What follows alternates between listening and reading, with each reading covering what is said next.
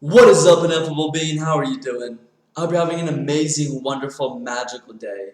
I want to tell you that you are a genius. You are special. You mean the world, and you are loved. Do you know who Dan Pena is? Dan Pena. So, he's a bit of a mentor of mine. I've read his books, and this isn't so much a topic. We're not going to discuss him. This is more of a vlog, this video, frankly. And along my journey, I'm probably 7 months in, making a video day after day. I have a mentorship that's live, also creating a corporate employee training, and also continuously doing the monthly free masterclass on what it means to live through the heart. And, in my reservoir of mentors, Dan Pena is one of these people that I can accept to listen to. So, who is he? Well, he has a military background.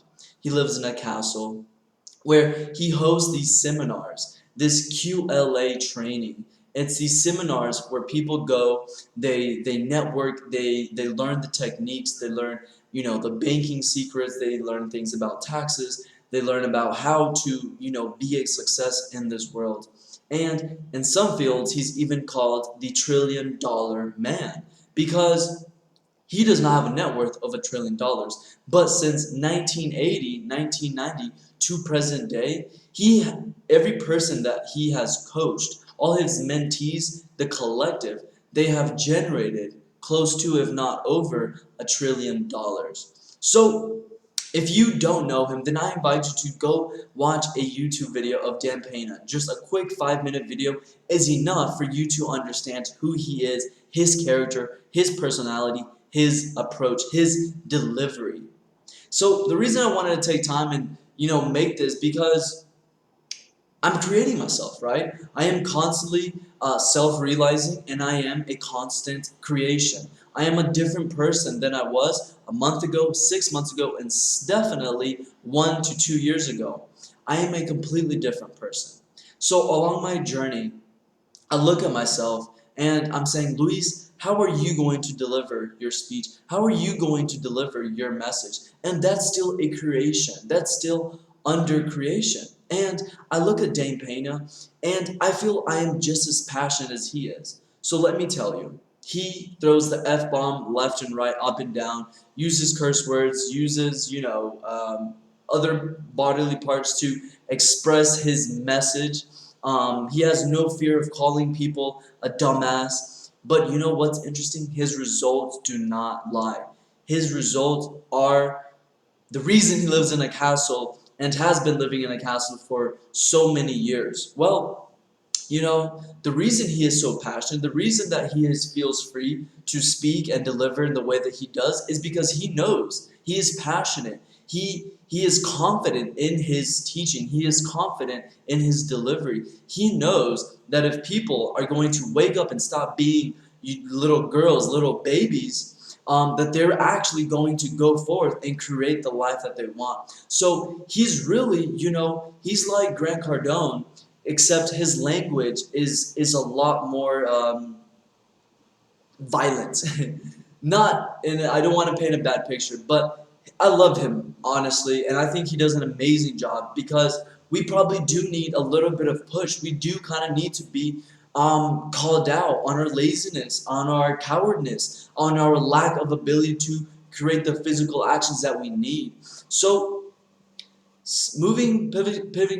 pivoting away from him, I'd like to share with you that I am very confident in my delivery. I am very confident in my message. What is this channel about? What is my mentorships, my masterclasses? What do I share? How to live through the heart.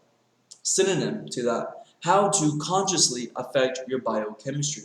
And it is so simple that I think it was a dream or I had a realization that, Luis, you might be going down the road of Dan Pena. And the reason is, when things are so clear, I just want to shake people up and be like, I just want to shake you up and be like, dude, so you're suffering something that happened 15 or 20 years ago, and you may be suffering something that's going to happen the day after tomorrow. So it is to say that we believe we suffer life, but what you're suffering is not life. What you're suffering is a vivid sense of imagination and a vivid memory. Again, what you're suffering is not your life. What you actually are, what you suffer is a vivid memory and an extraordinary sense of imagination. So once we just start stepping inwards, once we start taking charge of our platform, what is our platform? We have our emotions, our thoughts, our body, and our energy. Most people acknowledge these things, but we just let the world dance on top of us. So taking charge of this platform that are our instruments, your brain and your heart, your consciousness, your consciousness is but instruments. So to me, 5 years into this, having shared my message in many countries around the world, that I mean, it's a blessing and it's an honor that I've been able to reach those people. And I'm not even 1% of where I would probably like to rather be in terms of my reach. But you know what? Living through the heart is so impactful, and I've created a community and what I call ineffable family of beings living through the heart, experiencing what it is to cultivate an elevated emotion. And the thing is, what we all see is, wow, I was literally with my eyes closed. I was allowing my reality to create my personality. So again, this is more of a vlog. This is me just saying, like, hey, if you don't like Dan Pena, then, you know, of course, I'm never gonna say the words. Well, I might. I mean, and I'm really being very conscious of my words while I speak, because it's so easy, and perhaps I do have a loose mouth when it comes to throwing the F bomb or etc. just to drive in my point. But the thing is, the results that we're receiving from the family, Sadhguru, other people, Dr. Joe Dispenza, epigenetics, what we see is, just looking at the facts, is that our eyes are closed. And the simple fact is, the following question: are you creating, is your personality creating your reality? Or is your reality creating your personality? Because if you wake up in the morning and you see the same people, you do the same thing, you drive to work the same way, you sit by the same people at work that push the same emotional buttons, you eat the same things, you drive to work, you do the same routine, and we can say that 95 to 90% of our physical life is the same. And then you're not waking up to a vision of the future, and we have 60 to 70,000 thoughts in one day, and we do, and 99% of the same thoughts you had yesterday you're going to have today. Then how can we expect to create the dreams that we want? I want you to think about this. If 99% of the thoughts that you had yesterday you're going to have today, because you're not being conscious, because you're not waking up to a vision of the future, you're not doing the actions that you much rather, you're not showing yourself how you want to feel, you're not creating the thoughts that you'd rather have, and basically all of our physical world is the exact same, then we are regurgitating these things, and this becomes your unconscious. So it is to say that your reality is affecting and creating your personality. And the reference behind this is that your personality is going to determine where you apply. Your personality is going to determine if you pitch your idea at the board meeting. Your personality is going to determine if you wake up early, if you go to sleep late. Your personality is going to determine your life. So you should probably actually take charge of your life and just look like life is so simple. Life is so simple. It's 20% what actually happens in the physical world, and it's 80% what you create within your spirit, your heart, your consciousness, your light, etc. and so forth. But if you don't want to get spiritual, dude, ladies, gentlemen, they're instruments. It's a brain, and you can use it, and if you use it, this is what's going to happen. If you don't use it, then this is the route that you're going to go. And it's very simple. But the thing is, we'd rather Netflix and chill. The thing is, we don't care about metacognition. What is metacognition? Being conscious of how you think, how you feel, and your actions. We don't care about that. We don't care about epigenetics. We don't care the placebo effect. Something that is done on every drug that is created. The FDA tests every single drug against the placebo effect. And the results show that 60% of participants better or 100% cure themselves just through the placebo. What does that mean?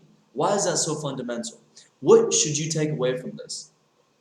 If I can take a sugar pill, a little circled tablet that has no drugs, no chemicals, and I can cure myself, or if not, just very much better my whatever this placebo is in charge of, well, that means that the chemical factory exists within you. The chemical factory exists within you. If this is not just amazing, then I don't know what is. So, along my journey of sharing my passion, sharing what it is to live through the heart, I'm really, I'm I gotta see what route I'm gonna take, what route I'm going to take with sharing this, because it is so simple that I just want to be like, dude, just wake the fuck up, and then just tell you, just go and do it, just go and get it, just do the things that think how you want to think, feel how you want to feel, act how you want to act, and just create this process over and over again, and you're going to create the world that you want. So I'm not going to go much further. Please write down in the comments, do you know who Dan Pena is? Do you like his approach? Do you like his delivery? Do you like listening to him? Or does he affect you? Do you not like him? Do you not approve of him? Please put down in the comments, and also write, what topics would you like for me to cover in the future? And lastly, give this video a big thumbs up and subscribe. I hope to see you in the side of light. Goodbye.